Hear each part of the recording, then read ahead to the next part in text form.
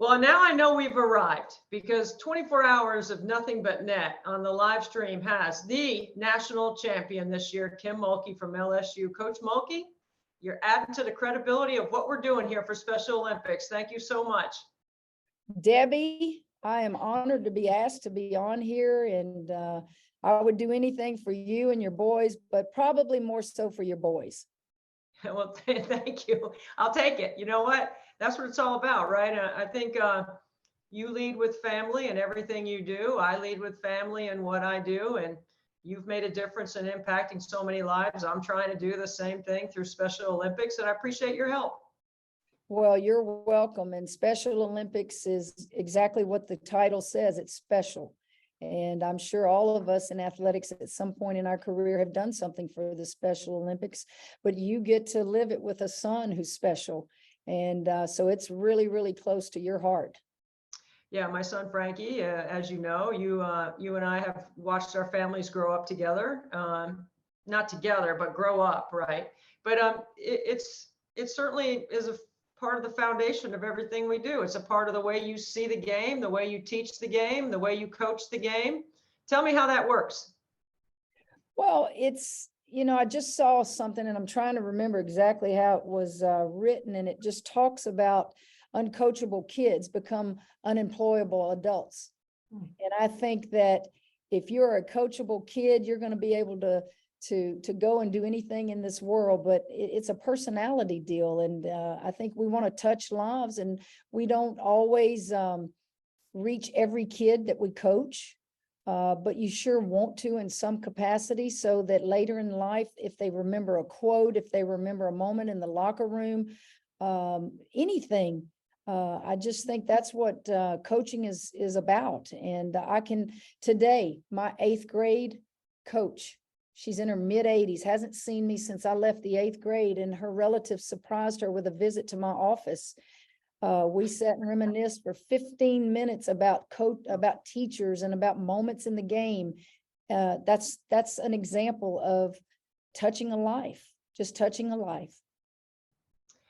Well, you certainly have touched a lot of lives in your course of your playing career and your coaching career. And you're one of the more decorated coaches. You've got 4 national championships. You just keep winning, Kim. You just keep doing it at a high level. How do you sustain that high level of energy and success?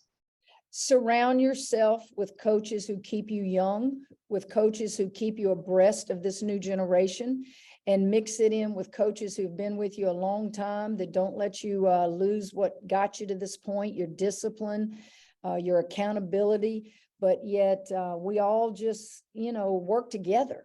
There are things, Debbie, at 60, I'll be 61 in a few weeks. There are things that I can't do physically anymore on the floor, and I better make sure I have coaches that can do it. Things like that. You can't become stagnant. If you become stagnant, you need to get in that rocking chair. And we all know that day will come someday. But I, by nature, am just a high energy person. I like enthusiasm. I like intensity. I like passion. I don't think you can fake those things. That's just who I am. There's a reason why I start this with family and then I talk about staff, because I think players come next, right? But before we get there, I do know from being around you for so long, studying and watching how you operate and how you conduct your business, what you're like in the classroom when you're on the court with your teams, that loyalty and trust are 2 really important factors for you when you hire your staff and put your staff together. And you do have some really good coaches on your staff. Bob Starkey is one who should be in the Hall of Fame. One day he will be. And then you've got a lot of young ones around you too. It's really interesting the way you put your staff together at LSU. I still have my staff that was with me my very first head coaching moment at Baylor. And Johnny Derrick has seen every game I've ever coached. He's been on that sideline. Jennifer Roberts was one of the first coaches I hired at Baylor. Daphne, I could name all of them. I've got managers on my staff now that were managers for me at Baylor. And you're absolutely right. You want people that are loyal, and you want people who are trustworthy, because If you don't have that within your staff, you're all pulling in 100 different directions and you're all being selfish. We have to all be on the same page, and we got to be for one common goal. And that goal is our basketball team. And Bob Starkey, what a legend. He was with me this past year and he fit like a glove. Gary Reedus, he's a recruiting machine. He's just a happy person by nature. I feel like I've left all of them out, but I just have a staff that brings out the best in me. They make me want to come to work every day. They cover for me on things that I'm weak at. And I'm blessed. I really am. Well, let's talk about players, because this is an interesting time in our game, and you have been a part of the game evolving and changing in many different decades. But now with the portal and NIL and a different space that we're in the landscape, you are absolutely killing it. You are loaded up after your national championship. And how'd you do it? Like, how's it going? Well, when you win championships and you see the success our players are having away from the court with NIL, that draws interest. And I think the players that are not happy where they are, they get in the portal and they think, I want to go check this place out. And then they come here and they see why things are popping and happening right now at LSU. I don't think any coach, when the NIL stuff started, I don't think any coach would go out there and tell you, man, yes, we're for it. But I think coaches, you have to realize this is happening. This is here to stay. And you can fight it all you want, or you can embrace it. If you continue to fight it, you're going to lose recruits. And I think if one thing I've learned as I've aged is listen, observe the new generation, bring in coaches that can explain things to you, and do what you do and don't change what you do. I'm a coach. I want to be on the court coaching. I want to be the same coach and the same person, and all that stuff, NIL and all that stuff, Debbie, transfer portal, let others take care of that and bring it to me. I have never looked at a computer and looked at a transfer portal. I wouldn't know what it looked like. I don't do computers. I don't do all that. That's what assistants are for. Then bring me the information. NIL, I have no clue what our kids get other than the LSU collective that all student athletes get at LSU. I have no clue. I don't want to learn that because the rules were so different when you and I were players. And when we started out coaching, you just didn't have this kind of stuff. So I'm kind of like that old dog. I don't want to learn new tricks, but you make sure people within your office, that's their responsibility. Well, I think that's why you've got a couple of younger people on your staff. You've got some established people and you've got some younger ones that understand it. They get it. And yeah, I mean, I'm not surprised to see what you've been able to do. As a matter of fact, I coined you as ROI. I've been calling you that since you got the job at LSU, return on investment. I got to throw this out here, Kim, because I think it's just absolutely phenomenal. And this is why I'm not surprised.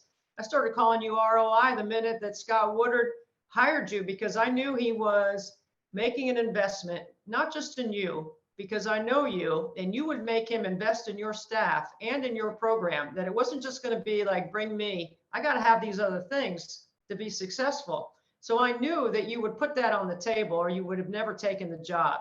And that's just me. That's my intuition of knowing you as a person and being around you for so long. But let me throw these numbers out because I think they're quite phenomenal, and they came from your athletic department. 2 years prior to you getting there, parking, ticket sales, concessions, a combined $164,000. The 2 years since you've been there, before the national championship, parking, tickets, concessions, 2.5 million. I mean, come on, that's a return on investment. Like, that's the product is good. And then the other things come with it. Explain that to me so that everyone else can understand how you did it. Well, when Scott called me, my first question was, Scott, are you seriously going to invest this kind of money in salaries and in things that I have at Baylor? And when he said yes, I said, and you've done your homework to understand, what that entails. And he said yes. And when I came here, nobody, Debbie, thought we were going to win a national championship in 2 years. That's ridiculous. But what they knew about me is I don't take no very easily for an answer. And the thing that I never want to hear is we can't do it because of money. Because what I will in turn tell you is I will go raise the money.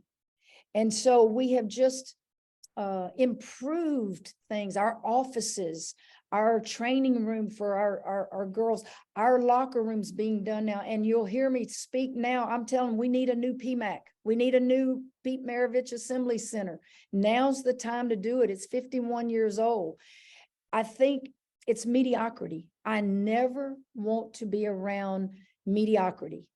But you become stagnant and you become complacent.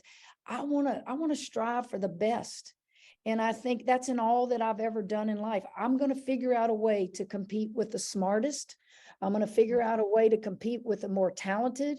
And that's just a thing that I've always done everywhere I've been. I hear people that want to be the naysayers and say, well, women's basketball doesn't make any money. True, but it's not about looking at a accountant's book and say, well, we brought in this much in football and this much in men's basketball. You bet you do. Those are the cash cows at every university. But if you're sitting there thinking, well, you don't bring in this, here's the bottom line.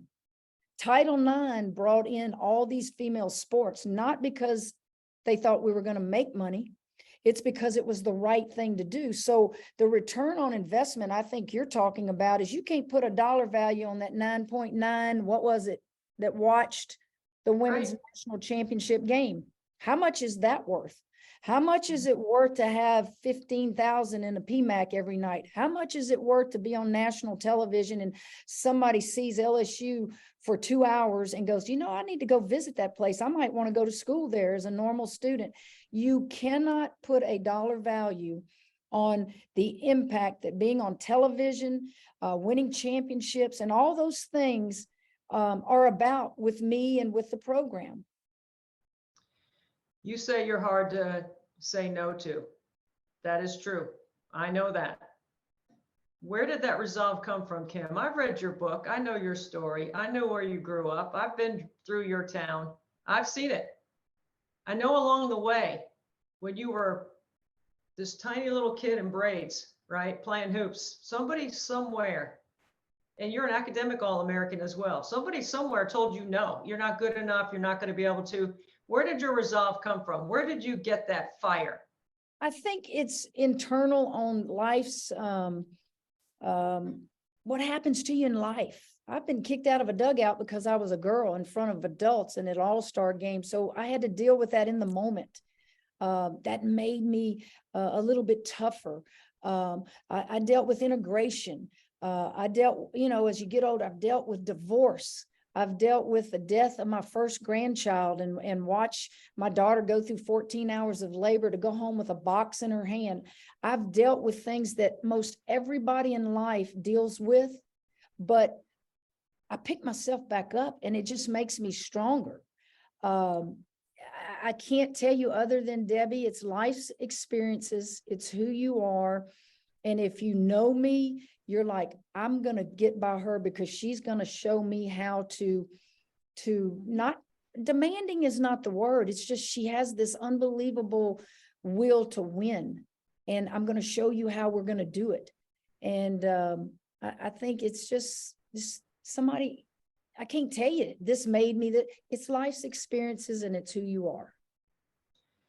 You say demanding almost like it's a negative in today's culture with kids, right? Because it's tough and you got to be hard on them, but you also have to balance it with that relationship off the court that people never see. They only see you on the sideline, your demeanor, how you handle your team. They're not intimately involved in your practice, in your meetings, in your locker room. How do you find that balance? Because there's a lot of people that'll say, man, she's really tough. And we know you're tough. There's a difference between being tough and being difficult, right? How would you describe it? Well, I think my players would describe it this way. They laugh at those from the outside who have an opinion of me that's so off base. And I just tell them, shh, don't tell them any different. That's my competitive advantage. When I go on that court to coach in a game, I'm oblivious to anything in the stands. I'm oblivious to anything around me. I see 3 officials, I see 10 basketball players, and I'm coaching in that moment. And all the things away from the court, in the locker room, off, when we're on trips, the only people that matter are those that I get to coach with, those that I get to coach, my family. The people on the outside, they don't matter. Everybody's got an opinion. The only people that matter are those that are in the know and right there with me. And you don't keep getting good players if I'm this crazy woman on the sideline that's so mean and all this stuff. We just laugh at it. Well, I laugh because I know you and I've watched you for years. We've had this discussion many times, about your demeanor, what you're really like, and how you really don't want anybody to know that you're really nice. Well, Debbie, I always say this. If you really want to kind of get to know what an adult is about, look at their children. Mm-hmm. Look at Good their point. children. I have 2. And Mackenzie, my oldest, I don't know anybody that could say an ugly word about her. Kramer, come on now. You just look at their children and their lives and what they stand for. That tells you how you raised your children. And then you look at the kids that keep coming to play for me, the kids that are in that locker room and laugh when we hear bad things said and all that. It's the world we live in. I am very thick-skinned, but I'm a mother first and now a grandmother. And, it's life, it's the profession. But I told somebody the other day, if a decision had to be made between coaching and my family, that decision was made long ago. That decision was made long ago. How in the hell is anybody going to get a rebound from LSU this year? Well, let's hope we don't miss any shots where they have to get rebounds, but let's hope on the defensive end, we get all the rebounds and they miss all their shots. But we have enjoyed the fruits of winning the championship. We are excited about our freshman class, #1 recruiting class in the country. Those kids are phenomenal. And then you add the transfer kids in. We didn't lose anyone to the transfer portal. That tells you that they're happy here and they know and they want to bring in talent. They enjoyed that championship. My job will be when they get here in August and we have that first team meeting for me to poke my chest out and go, oh boy, let me figure out who needs to be on the floor with who here. Let me figure out who I need to make a better defensive player. But I'm not going to complain. It's going to be fun. Oh, it's going to be fun. I mean, it could be one of 2 things. People are out there saying this could be reality TV, right? Coach Mulkey and her team, or this could be something we've never seen before. And you are the perfect person to manage all the personalities that come with it. What do you think? Well, let's back up to that personality comment. That's all I heard last year was, "Ooh, you're going to have some personalities on that team." And I said, you obviously don't follow my career very much because I have no problem. And we didn't. We Exactly. didn't. I deal with the issues that come up. Now you add more talent to the personalities we already have. The one thing I've learned in recruiting is that the current talent that is so good, they help you recruit new talent because ballers want to play with great ballers because, Debbie, they really want the ring. They get tired of stats. They get tired of individual awards, and they don't get an opportunity to play for the ring. And honestly, that's what it's about. And these kids that have come here, that's what the majority of them has said. It's like, Coach, I've won awards for being the best player. I've won awards for, all conference and all this in high school. I want to win a championship. I want to know what that feels like. And when you get a bunch of them on a team that feel like that, you're not going to have a problem. Now, it's going to be so much fun for me and also a headache to figure out Who plays best with who? I don't care about starting five. That is so overrated. I didn't start for 2 years in college. I just wanted to be in the rotation and be on the floor when the game's on the line. Because you start five, okay, well, I can start you, you get out of the game. Oh, but you wanted to start? No, you want to be relevant. You want to be in the mix. And I will figure that out. And injuries can also affect you. Depth can also affect you. But the one thing I will say about having that much talent, what coach in the world would not just love that? Exactly. Love Everyone wants to take their talents to South Beach, if you will, right? Remember that. And remember this, the most talented teams don't always win championships. The most talented teams, absolutely. And I've also won when I beat the most talented team. So it's a lot that goes into play. You got to be playing your best basketball. You got to continue to defend and rebound, which we will. So, you know, it's injuries play a part in a lot of things. And, but we're going to be, I don't want to say special. There are many teams that have the talent we have. They just not talking about it right now because we just happen to be the team that won the championship that's kind of hot right now. But if you think there aren't 5 or 6 teams capable of winning the national championship next year, you haven't kept up with the people on each team. There are a lot of teams, 5 or 6, that could win it all. #1 high school recruiting class, #1 player out of the portal in Haley Van Lith. Preseason, you're going to be #1. You're used to being #1, Kim. You've handled this situation a lot in your life as a player and as a coach. What's the most important next thing? You said that first meeting in August, but what's next? Well, we're going to embrace whatever we are. And whatever we are, we're not going to shy away from it because it brings great recognition to our program. But it doesn't put a crown on our head or anoint us national champions.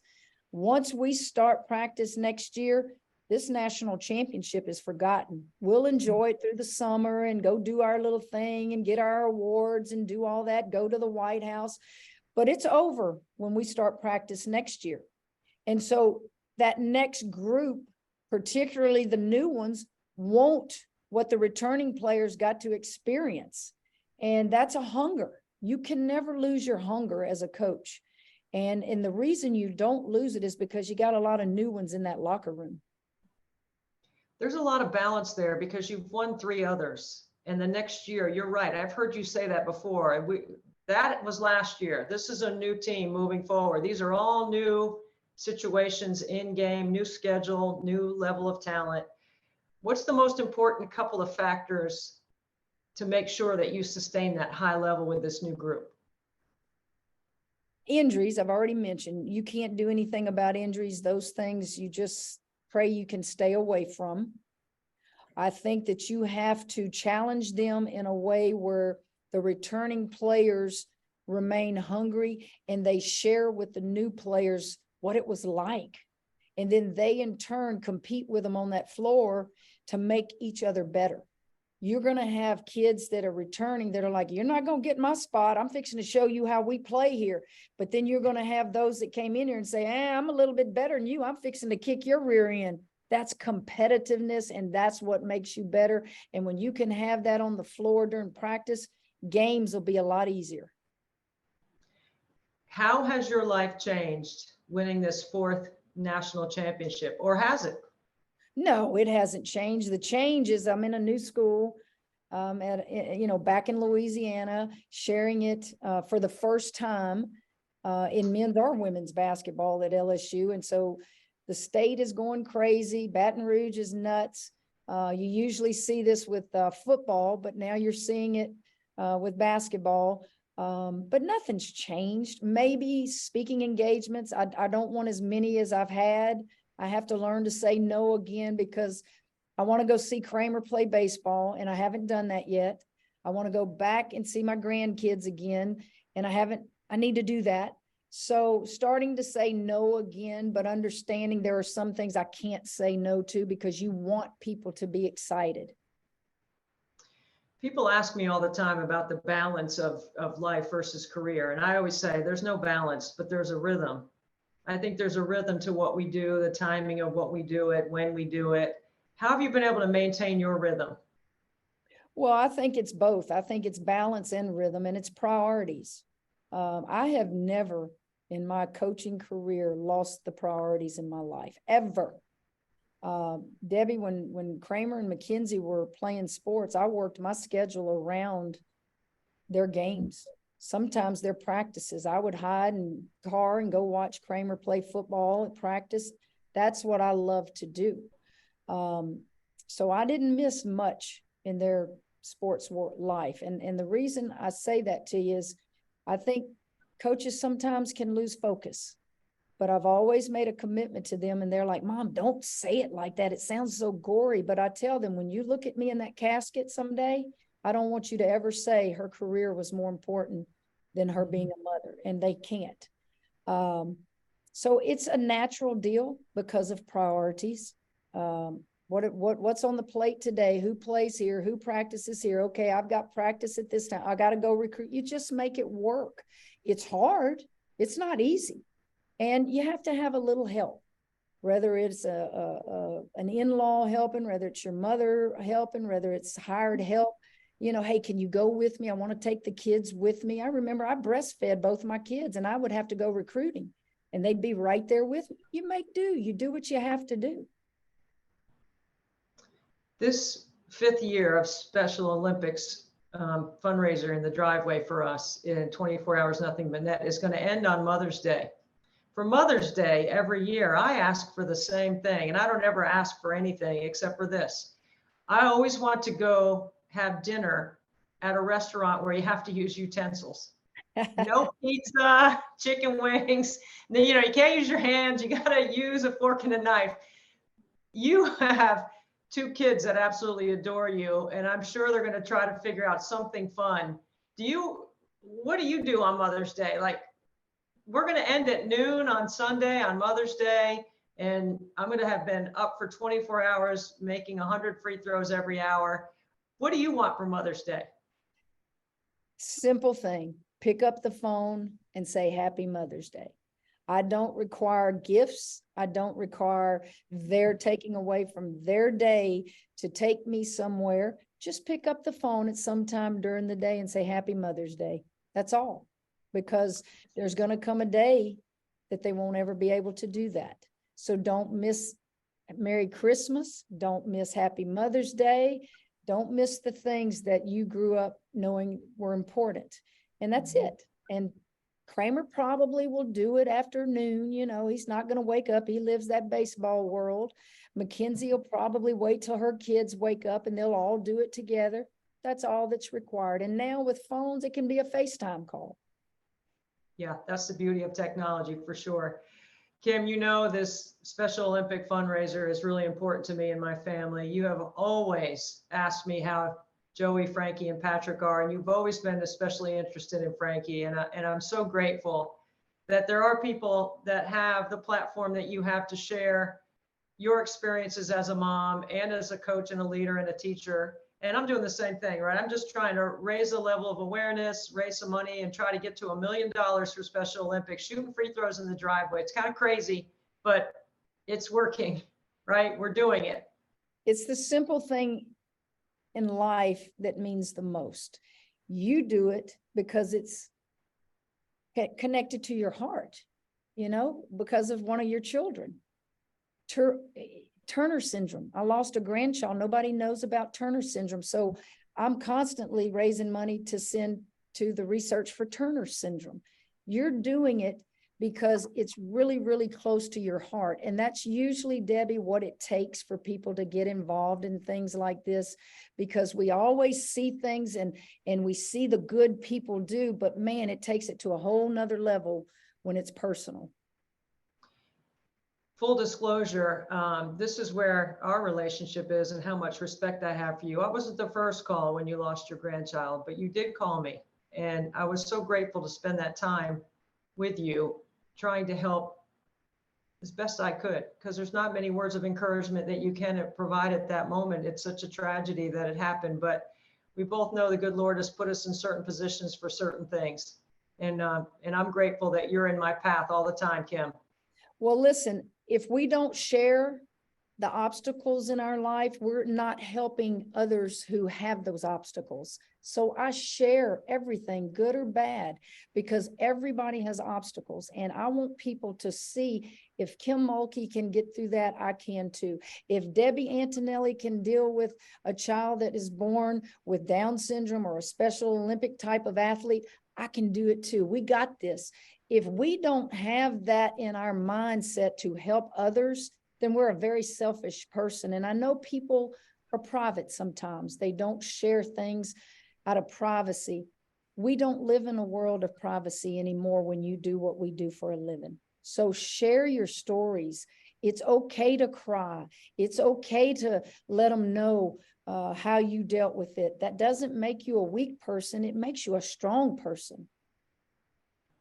Well, I'm so grateful for your time, and thank you for helping us and being a part of the live stream. And thank you for your inspiration, and congratulations on everything that you've done, Kim. You're killing it, and everybody's excited to see what's next. I know I'm excited. Debbie, I hope I'm thank you. How about it? They say go Tigers around here, and we're happy. We're excited. And need a little time off, all of us. In fact, shutdown has already started yesterday at midnight. We can't do any recruiting and any stuff like that. So all of us are kind of out of the office, but I stayed here to let someone hook me up to your podcast. Thank you so much. Coach Mulkey, the head coach of the LSU Tigers and the national champions. Thank you for being with us. Thanks, Deb.